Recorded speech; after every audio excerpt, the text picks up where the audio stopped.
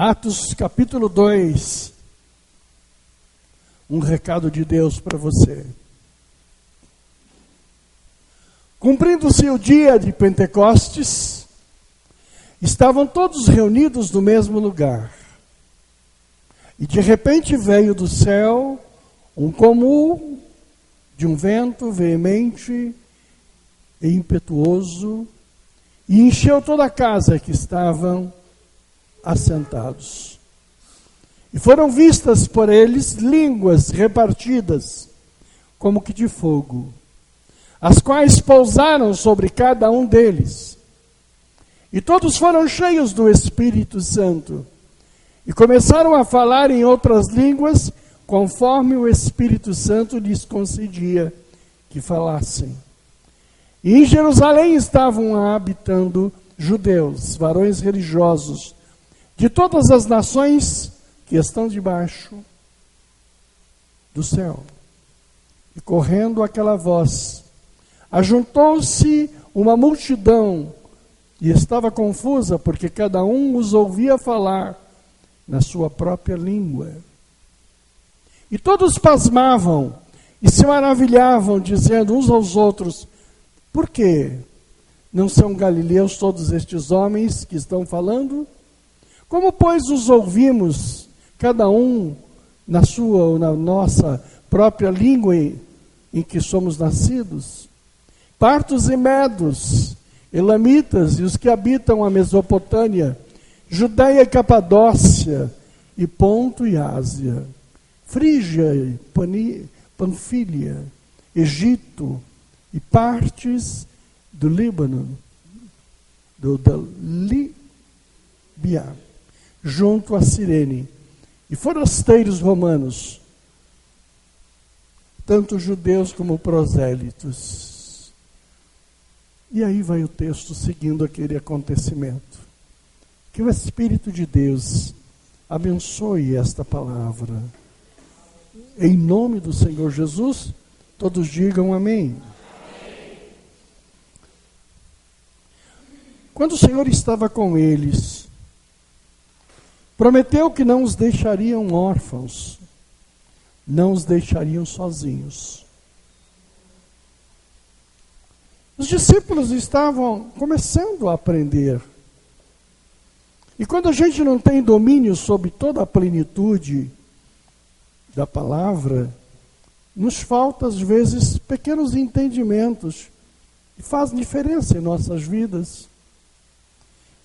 Por isso os discípulos, com a morte do Senhor ali na cruz, morte entre aspas, porque depois ele levantou, estavam confusos, atônitos. E eles não sabiam o que fazer. Vamos voltar agora à nossa velha vida, voltar para casa.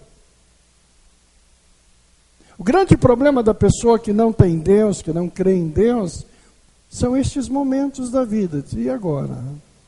O que eu faço? A quem consulto? A quem posso ouvir? Havia uma confusão entre eles, havia um medo sobre eles. Pedro dá um vexame enorme. Ele que viu tantos milagres e maravilhas.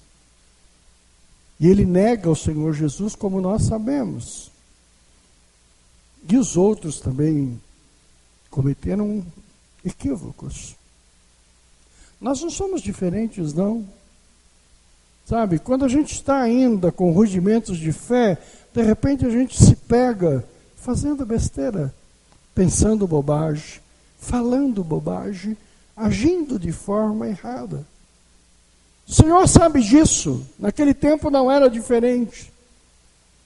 E aí o Senhor diz para eles: vão para Jerusalém e aguardem lá,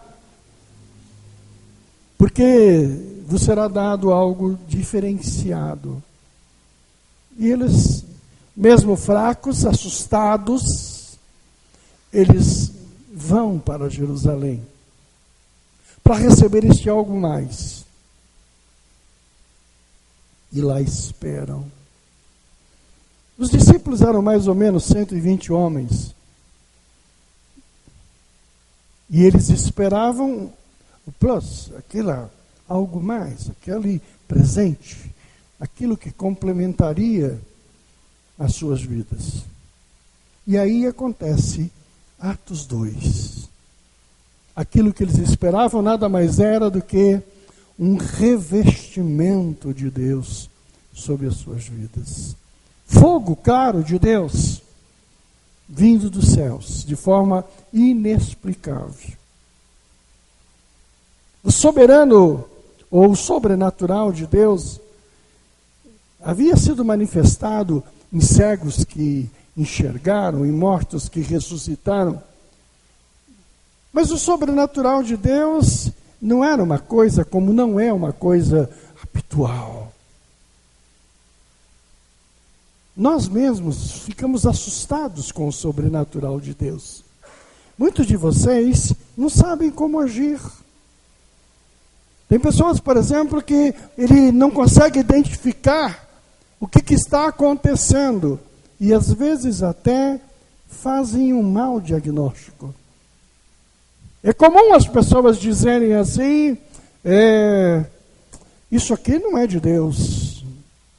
Você toma muito cuidado quando diz isso é ou não é de Deus. Porque se não é de Deus, tudo bem, não é de Deus. Não há nenhum efeito. Mas se porém você estiver equivocado, diz isto não é de Deus, e é de Deus, há um peso muito grande nisso, que é o chamado pecado contra o Espírito Santo. Houve uma ocasião que diz, quem é este? Alguém disse, este aí é demônio. Na verdade, não era. E foram repreendidos por isso. Então há um cuidado que precisa ser tomado. Um dia desse eu ouvi alguém dizer, esta igreja está morta. Um perigo enorme. O que está morto são pessoas, não a igreja. A igreja é o corpo do Senhor. A igreja é a esposa apaixonada. Você nunca diga, esta igreja está morta, porque esta igreja é o corpo do Senhor. Então tem coisas que a gente fala, não é? E você vê a pessoa repetir, amigo, não diz isso. Não fala nunca esta igreja está morta, porque você pode cair fulminado. Essa igreja tem pessoas que precisam crescer. Essa igreja tem pessoas que precisam renovar-se. Tem pessoas que precisam mas o corpo, não. Aqui tem pessoas muito abençoadas. O Senhor fala, o Senhor cura, o Senhor abençoa no nosso meio. Estamos longe de que, como corpo, estarmos mortos e morrendo. Então, o sobrenatural é algo que você precisa aprender a lidar. Até porque não cometer pecados. E pecados contra o sobrenatural de Deus são muito perigosos. Porque a palavra de Deus diz, se você pecar contra a carne, carará. Mas se você pecar contra o Espírito, é complicado. Então é importante que você possa cuidar da tua boca, do teu coração, para buscá-lo e não vivenciar essas experiências. Fala sobre língua dos anjos. Foi aí que apareceram as línguas estranhas. Por que as línguas estranhas apareceram?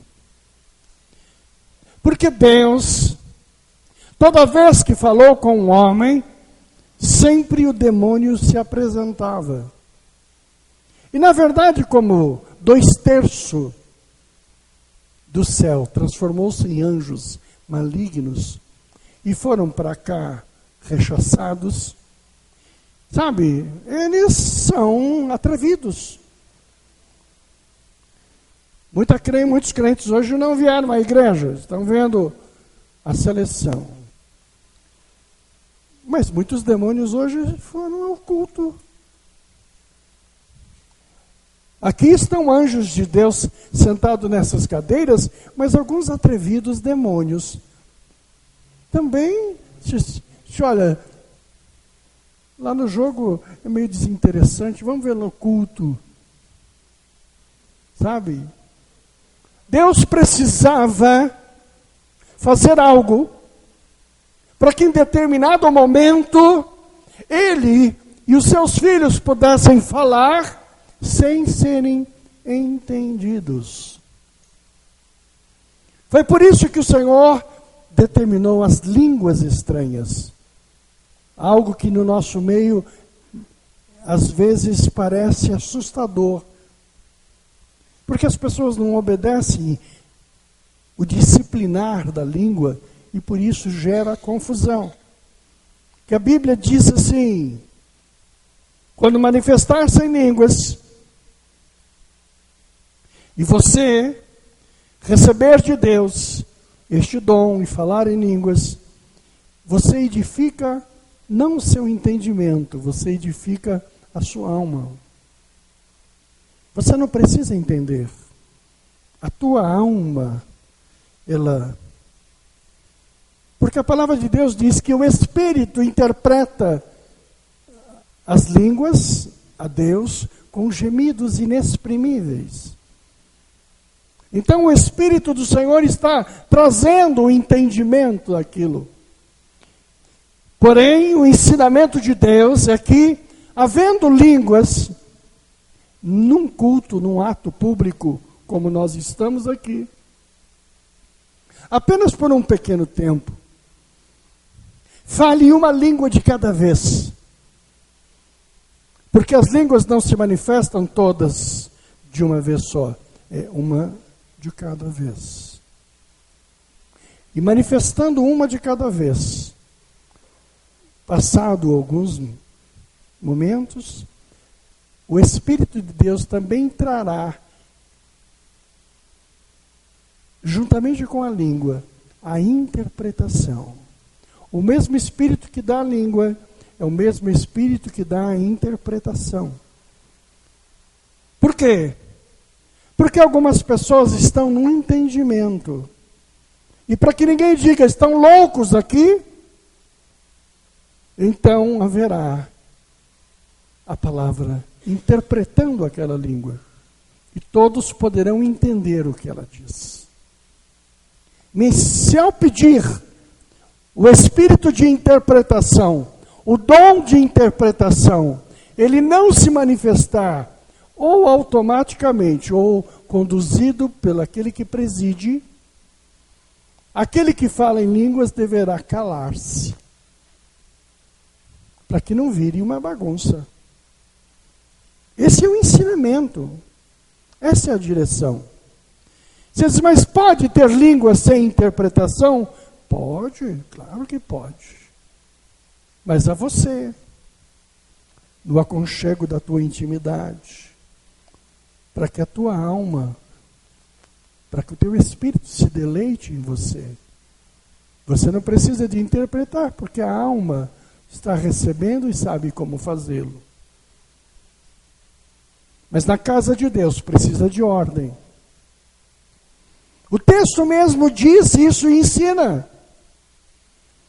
Estavam ali 19 nações, 19 povos diferentes com línguas diferentes. E eles ficaram atônitos. Porque as línguas eram faladas de forma que 19 nações entendiam na sua própria língua aquilo que estava sendo dito. Então se maravilhavam. Que coisa linda é essa! Eu vivi essa experiência. Foi a minha primeira experiência missionária. Recebi uma lição de casa no seminário em que cursava naqueles anos de 75, 76. E a minha primeira viagem missionária foi, junto com pastores argentinos, nós fomos para o Paraguai. A propósito disso, o ano que vem, nós da Igreja da Lapa temos que mandar 3 pessoas para o Paraguai. Vamos em 40 para lá fazer um trabalho missionário, e da Lapa teremos que enviar 3 que possam ir ficar durante 15 dias num trabalho missionário. Quem sabe você não vai? E eu fui para o Paraguai. Era o começo da evangelização do Paraguai. E nós fomos num estádio de futebol, no estádio do El Chaco. E lá havia um som, como se um caminhão preparado para aquilo. Foi a primeira vez que eu vi um caminhão preparado de som. E revezávamos os pastores pregando e evangelizando. O estádio cabia umas 10.000 pessoas. Estava lotado em toda a arquibancada e também as pessoas em pé e sentadas no gramado do estádio. E nós pregávamos. Foi uma noite linda, bonita. Muitas bênçãos e muitas maravilhas ali aconteceram. Mas eu particularmente, orando por uma mulher que testemunhou sobre a cura de surdez, porque quando orávamos por ela, o seu ouvido como que rompendo, um tumor desceu pela sua cabeça, seu pescoço, toda aquela secreção proveniente daquele tumor, e ela começou a ouvir. E ela feliz contava em Guarani, porque lá a língua é espanhol, mas a maior parte da cidade do país fala a língua Guarani, que é diferente do espanhol. Eu havia pregado num péssimo espanhol, num portunhol de péssima qualidade. Mas aquela mulher fala ao intérprete que ela ficou abismada com o milagre que ela recebera e com a mensagem que eu havia ministrado, porque ela não imaginou como o pastor poderia falar um Guarani tão bem falado, tão perfeito. Eu dizia, eu não digo nem bom dia em Guarani. Para mim o espanhol ainda era cueca-cuela. A única coisa que eu falava é tiene uma cueca-cuela. As pessoas dizem, Coca-Cola não se fala cueca-cuela. Mas eu achava que estava falando um grande espanhol, cueca-cuela. E agora a mulher está dizendo de que eu preguei num maravilhoso Guarani. É que todas as pessoas que estavam ali ouvindo, elas só entendiam em Guarani. E não havia intérprete para o Guarani. Eu pregava no meu cueca-cuela. Mas eu entendi naquele dia. Isso que aconteceu em Atos 2. Eu pregava numa língua e as pessoas entendiam na sua língua. Eu fiquei abismado que nunca tive uma aula de francês, mas aprendi francês no norte da África, pregando o Evangelho. O primeiro mês era uma dificuldade, o segundo mês uma dificuldade, e um tempo depois fluía. Eu achava aquilo maravilhoso. Como é que eu tinha aprendido a falar francês? Com uma capacidade de vocabulário bastante extensa, sem nunca ter sentado numa sala de aula. Preguei muitos anos em francês. Aprendi pregando o Evangelho. E mesmo com aquela dificuldade, eu me lembro pregando para muçulmanos no norte da África. As pessoas me entendiam perfeitamente, porque havia a unção de Atos 2. E eu não tive problemas. Preguei na Europa Oriental, preguei na Europa Ocidental, em lugares onde o idioma, eles são absolutamente rigorosos.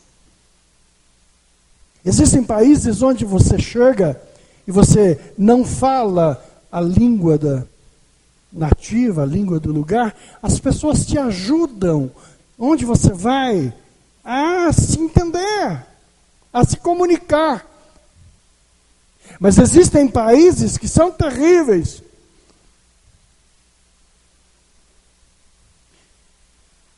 Na África, por exemplo, existem países que falam francês como segundo idioma, mas você pede uma ajuda, ele te responde em árabe, sabendo de que você não fala árabe, não entende árabe. E ele sabe francês, poderia te dizer. Se você for à Itália, por exemplo, é um povo tão gostoso. Você aprende rápido a falar italiano, porque eles têm uma vontade imensa de se comunicar. Italiano fala demais. Se você não tomar jeito, você aprende a falar italiano no táxi, porque o cara não para. Os homens parecem damas de tanto falar. Mas eu já aprendi na minha vida toda, nos anos da minha vida, que Atos 2 é algo viável. É algo que acontece. Então, por isso há línguas estranhas. Quando Deus te der línguas, é porque Ele quer falar em particular com você. Um dia eu fui num lugar que me apresentaram alguém que dizia: esse cara é o máximo. Você pode falar com ele qualquer idioma e ele entende. Ele entende até os idiomas alternativos da União Soviética. Ele entende os sotaques, os vocabulários especiais. E eu me lembro que um pastor começou a falar com ele em línguas estranhas. E ele parou a entrevista e disse: não estou entendendo, lamentavelmente, que língua é essa? E o pastor falou para ela: esta língua você nunca vai entender, porque esta é a língua entre eu e o meu Deus. Só pode entender esta língua quem tem o Espírito que está em nós. Quando você falar em línguas e queira falar, porque é a língua sua e de Deus. Por isso não existe escola de línguas. Não se faz escolinha dominical para aprender línguas. Os meus irmãos que me ouvem pela internet, saibam disso, queridos. Não tem nada mais herético do que dizer: vou ensinar línguas para as crianças. Heresia profunda. Porque a língua espiritual não se ensina, não tem cartilha. Alguns querem copiar, alguns querem, sabe? Língua é assim, um derramamento de fogo, de Atos 2, que vem sobre você. E ela não é parecida com o inglês, nem com o alemão, nem com o espanhol, nem com o português. Ela não é parecida com nada. É coisa de Deus, derramada sobre nós. Então não fique procurando que ela pareça com o inglês, com o francês, com o português, que não é. Não tem nada a ver. repreenda. Toda vez que alguém dizer, reúnam as crianças para aprender línguas. Porque as pessoas ficam assim, eu quero.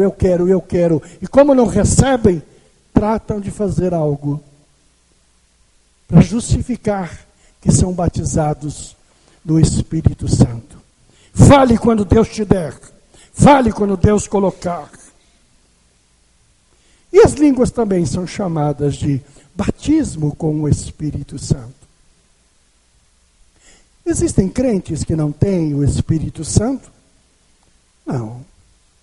Todo crente tem o Espírito Santo. Porque ninguém diz, aleluia, glória a Deus, se não for pelo Espírito Santo. Então nunca diga assim, pastor, lamentavelmente eu não tenho o Espírito Santo. Você pode ser o crente mais michuruco da terra. Você pode ser o crente mais fraco da terra. Você tem o Espírito Santo. Uma coisa importante é que você precisa aprender. Este copo tem água? Tem, eu vou bebê-la. Porque se fosse sólido, eu comê-lo-ia.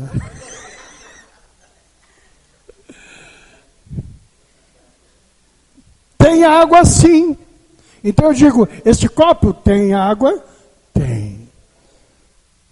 Agora, esse copo está cheio de água? Esse copo está derramando de água? Essa é a diferença. Todos nós temos o Espírito Santo. Mas nem todos nós estamos cheios do Espírito Santo. O que aconteceu com os discípulos é um pouquinho diferente disso. Porque os discípulos não conheciam o Espírito Santo. Aliás, ninguém conhecia. Tanto que o Senhor diz, vá para Jerusalém para receber o batismo de fogo. Já que foram batizados no batismo de João Batista. O batismo das águas. E o Senhor diz, vá e recebereis o Espírito Santo. Então eles não tinham mesmo, receberam ali. Mas todo crente pode receber o batismo com o Espírito Santo até no ato batismal das águas. Mas pode ser depois. Como você sabe se recebeu ou não recebeu? Você mudou? Você transbordou? Porque quando você derrama, quando você transborda, você muda. Não precisa ficar ter sinais, eu tremo, eu pulo, eu danço. Não precisa. Basta saber, mudei ou não mudei? Quem domina? Eu domino ou o Espírito domina a minha vida? E você diz, não estou batizado com o Espírito Santo. Por que não estou? Porque o copo cheio também esvazia. O batismo é um só. O das águas é um só batismo. Ao Espírito Santo não. Assim como o copo derrama, o copo esvazia. Então, estou batizado. Porque dons espirituais, salvação você não perde, mas dons você perde. À medida que você caminha, flutua, os dons, se não estiverem bem, desaparecem. Fazendo um balancete sobre o meu ministério, eu sei perfeitamente os períodos em que estive bem, muito bem, maravilhosamente bem, e não morto, mas embaixo. Morto não, porque eu tenho água, eu tenho o Espírito Santo. Vocês estão aprendendo, judeus? Como pastor eu tenho que pregar isso, porque é o beabá que todo crente sabe, mas muita gente aqui nunca ouviu, ou precisa ouvir de novo. Então o Espírito Santo de línguas, vindo através de línguas, tem isto. Agora o importante ou são as três coisas que o batismo com o Espírito Santo traz. É muito importante. Primeira coisa que o batismo traz é amor. Enche o coração de amor, principalmente o amor pelas almas. A vontade que você tem de falar de Deus. Você vê como era Jesus? Maria Madalena aparece ali cheia de demônios. E os caras dizem, é uma vagabunda. E o Senhor disse, não importa.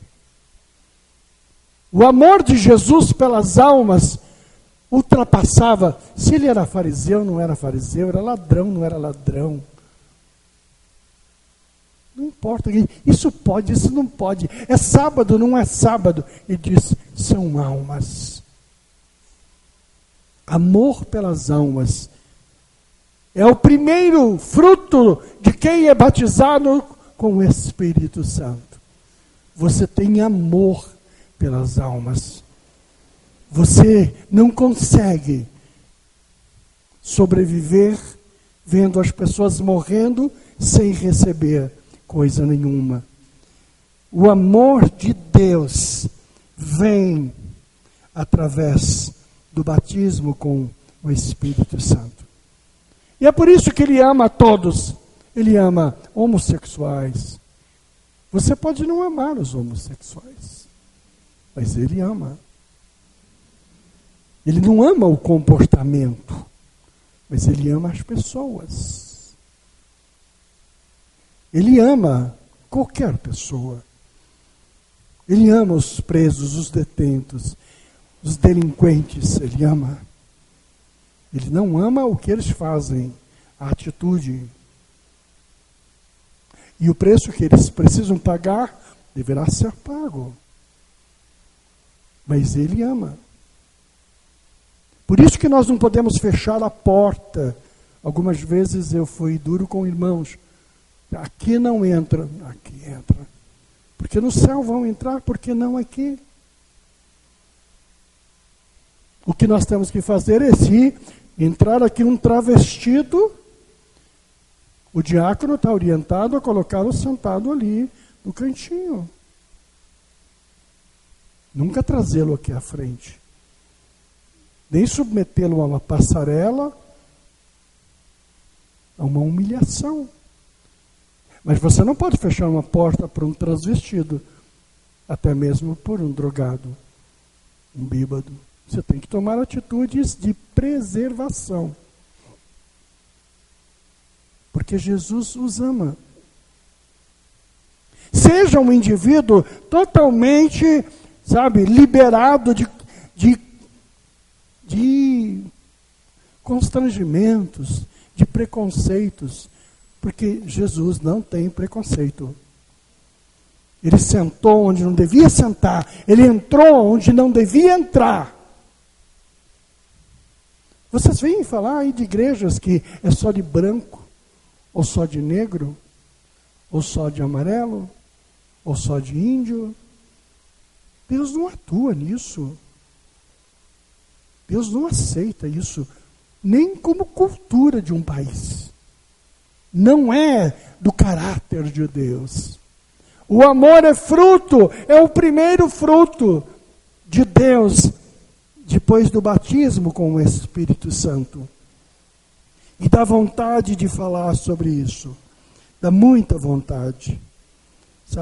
Os discursos que você vê de Pedro, se você ler vários textos que mostram o discurso, Pedro, logo depois do batismo com o Espírito Santo, se você ler o livro de Atos, você vê Pedro falando com veemência. Alguém poderia dizer assim: Pedrão, covardão, agora há pouco você estava escondido, agora há pouco você estava negando, e agora o Pedrão pregando. É isso que acontece. Veio uma ousadia, veio um poder, veio uma alegria. E Diomisso passa a ser alguém que fica intrépido.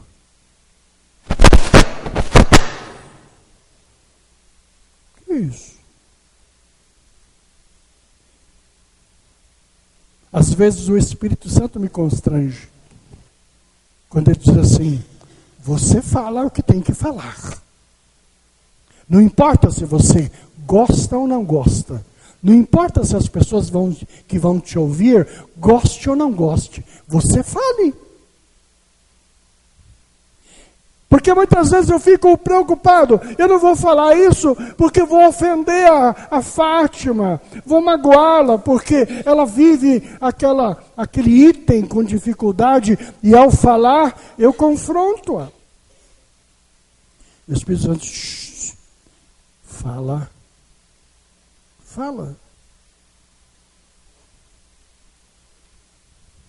Ontem eu fiz um casamento.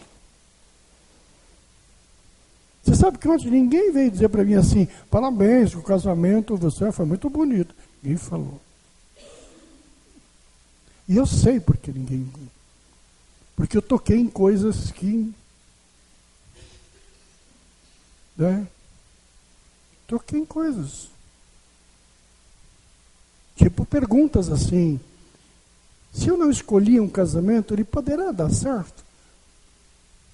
Eu disse: claro que pode. Se os dois quiserem, pode. Segunda pergunta: e o divórcio? Deus gosta do divórcio? Quantas pessoas que estavam ali ontem vivem a experiência do divórcio? É um assunto que eu deveria, por uma questão ética, poupar os queridos. Mas o Espírito Santo falou assim: fala do divórcio. Eu disse: Senhor, está tão bonita a festa. Eles pagaram tão caro aqui. Vai ter um jantar preparadinho lá, está tudo arrumadinho, quentinho, arrumadinho. Vai eu falar de divórcio agora. Aí o Espírito Santo diz: vou te ensinar a falar de divórcio. Eu não gosto de divórcio, diz o Espírito de Deus. Porque ele traz sofrimento, ele traz dores, ele traz dores nos filhos, nos adultos, rejeição. Pessoas se matam por causa de um divórcio. Pessoas morrem por um divórcio. Pessoas apagam suas vidas por causa do divórcio. Como que Deus poderia amar o divórcio? O divórcio é uma urgência. É isso que é o divórcio. O divórcio é algo que se usa quando tudo mais não dá mais para... É o divórcio que vai resolver a tragédia. É o divórcio que vai resolver o ato passional. Porque você não vai matar a mulher dos teus filhos, o pai dos teus filhos. Você não vai bater na pessoa que você amou e que você desejou e que durante muitas vezes foi a sua alegria, o seu prazer. Então o divórcio foi algo que foi deixado como uma urgência. Como uma urgência. Mesmo assim, falando sobre o divórcio, Percebi que as pessoas não gostam de ouvir isso. Eu disse, Senhor, falei com cuidado. Ele falou pouco. E alguns irmãos disseram, falou muito. Eu sei, tem coisas que a gente, sabe, não agrada ao falar. O Espírito de Deus e a unção de Deus derramado sobre nós é assim. Então o amor é o primeiro sinal do batismo com o Espírito Santo. O segundo sinal do Espírito Santo é a cura e o poder. É muito importante, crentes queridos, saber que cura não é a essência daquilo que Deus quer conosco. Nós é que queremos cura. Você vê que a igreja lota uma multidão imensa. Pessoas ficam milionárias. Homens ficam milionários, explorando a ideia da cura. Porque se falar em cura, o povo vem, que o povo quer cura. Cura é algo deixado pelo batismo com o Espírito Santo. Mas Deus quer dar mais do que cura. Porque a pessoa que é curada hoje pela oração, amanhã morre. Do mesmo jeito. Cura não é a essência daquilo que Deus deixou. Quando os discípulos saem, você vai ver em Atos 4, encontra alguém doente, eles param, eu disse, não tenho ouro, não tenho prata, mas o que eu tenho, poder, eu te dou. Deus dá algo mais. Deus dá algo mais do que cura. Eu sempre digo que a igreja é um hospital, na medida que as pessoas vêm aqui buscar uma resposta de cura. Mas muito mais do que a cura, é a salvação, é o poder. Por isso que eu digo, você busca a cura, Deus salva. E quando Ele salva, Ele deu mais do que a cura. É difícil você entender isso, porque nós queremos cura, Ele quer salvação. É diferente. Nós deveríamos sempre orar assim, Senhor, salva, salva. Se for possível, cure. Se não for possível, salve. Salve. Salve. Quando Deus salva, Ele fez mais do que a cura. Ele sempre faz mais. Você pede uma casa, Deus me dá uma casa, Deus me dá uma casa. Ele dá um lar. O que é mais? Casa ou lar? Digam. O que é mais? Casa ou família? Família. Para que você quer uma casa se você não tem uma família? Amém ou não amém? Você pede uma cama, Ele te dá sono. Eu pergunto, o que você faz com uma cama se você não tem sono? Você tem uma cama gostosa, maravilhosa. Eu olho aquelas camas americanas, eu tenho uma vontade de dormir numa cama daquela. Eu não sei se é cama de água, eu não sei o que ela tem, mas ela é grande. Eu gosto de cama grande, travesseiro grande, aquele que você deita assim, afunda. Mas eu digo, Deus me dá sono. Ultimamente ele tem dado só sono, viu, gente? Nunca dormi tanto na minha vida. Se é o remédio, não é a bênção de Deus. Você peça a Deus, não uma cama. Você peça a Deus sono. Ele dá mais. Ele dá mais. É o problema da cura. Deus cura neste lugar? Cura neste lugar. Mas Ele cura neste lugar com propósito. Quando o propósito de Deus é maior, se salvou, salvou. Pronto, não precisa de cura, Ele fez mais. Nós é que precisamos de cura, porque somos egoístas, queremos menos. Ele dá mais. Ele dá mais. Tem tantas coisas que você pede uma coisa e Ele dá outra. Você pede comida. Você pede comida. Ele dá apetite. Porque te adianta uma mesa cheia se você não pode comer. Eu passei em Santa Catarina, numa cidade chamada Lages. Entrei num hotel tipo 5 horas da tarde e fui experimentar um café colonial. E eu peguei toda a minha família e ficamos em volta da mesa com café colonial. Oh, meus irmãos catarinenses, que bênção é aquilo. Uns 10 tipos de bolo, um montão de fruta. E os filhos comeram tanto,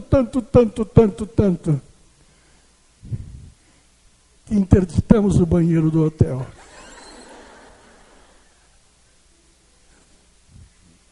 Nunca vi meus meninos comerem tanto. E eu também. Diga assim, Deus, me dá apetite. Quem já teve doente sabe que a pior coisa que tem é a enfermeira entrar com a comida e você olhar aquele macarrão abençoado. Teu estômago não come, não quer. A barriga está desse tamanho de grande, mas não tem nada, só tem azia. Você é incapaz de comer. Nem se fizer aviãozinho, o aviãozinho bate na ponte e cai para fora. Que bênção é poder comer. Que bênção é poder beber uma Coca-Cola. Quando você está com sede, você tomar. Que tristeza é a alimentação por via de sondas. Que coisa triste é aquela. A enfermeira vai lá e o paladar e o gosto. Deus me dá o apetite. Porque quando Ele dá o apetite, Ele dá a comida também. Estou falando do segundo item do batismo com o Espírito Santo. É o item da cura. Quando a irmã Carolina veio aqui há muitos anos atrás e subiu este púlpito cega, ela caiu na oração. Aconteceram 2 coisas. Ela caiu endemoniada. E o demônio foi embora. Segunda coisa, ela abriu os olhos e enxergou. A irmã Carolina enxerga até hoje. A cura aconteceu, o diabo foi repreendido e ela se converteu. Então a cura vem junto com o poder, é algo abençoado. A fé que pode curar. Não o oposto. A igreja existiu só para cura. E eu fico aqui o culto todo e mostro radiografia, e mostro fotografia, e mostro... Não, queridos. Não precisa mostrar nada. O que Deus faz está feito. Glorifica a Deus por isso. Amém ou não amém? Eu não preciso provar para vocês que Deus curou neste lugar. Eu vou num casamento sábado, a meio-dia, de um moço que hoje tem 30 anos. E ele entrou nesta igreja com uma cadeira de roda. Todo atrofiado. E faz muitos anos. Ele foi abençoado. A sua enfermidade ainda ficou sequelas. Mas ele obteve o beneplácito de Deus, de forma que ele ainda pôde ter uma vida muito abençoada. A história desse menino é tão bonita, que hoje ele é um funcionário importante, graduado do banco antigo Banespa. E agora, como é que é o nome do banco? Não? Hã? Santander. É tão bonito, eu vou fazer o casamento dele agora, eu vou participar do casamento dele sábado que vem. Ele se casa na Igreja Batista da Vila Mariana. Vai casar-se com uma noiva, também com deformações. Deus abençoou tanto a vidinha deles, que diz a família, o apartamento é coisa linda, bonita. E os dois vão viver juntos, os dois com limitações. É uma história linda que eu quero poder contar para vocês. Ele foi batizado aqui na Igreja da Lapa. Ele foi curado aqui na Igreja da Lapa. E hoje ele se une a uma mulher com deficiência também. Mas feliz, abençoado. E ele é profissional, ele trabalha, ele ganha bem. E hoje é quem sustenta os pais, a família dele, com toda aquela dificuldade de vida. Cura de Deus é algo que vem pelo batismo com o Espírito Santo e algo abençoado. Mas aprenda sobre cura. Aprenda sobre cura. De que o Senhor faz mais. Você pede um enfeite. Deus te dá a beleza. Sabe? Uma irmã reclamava, dizia, pastor, queria tanto fazer uma cirurgia plástica. Nada contra a cirurgia plástica. Quem pode fazer, que benção, faça.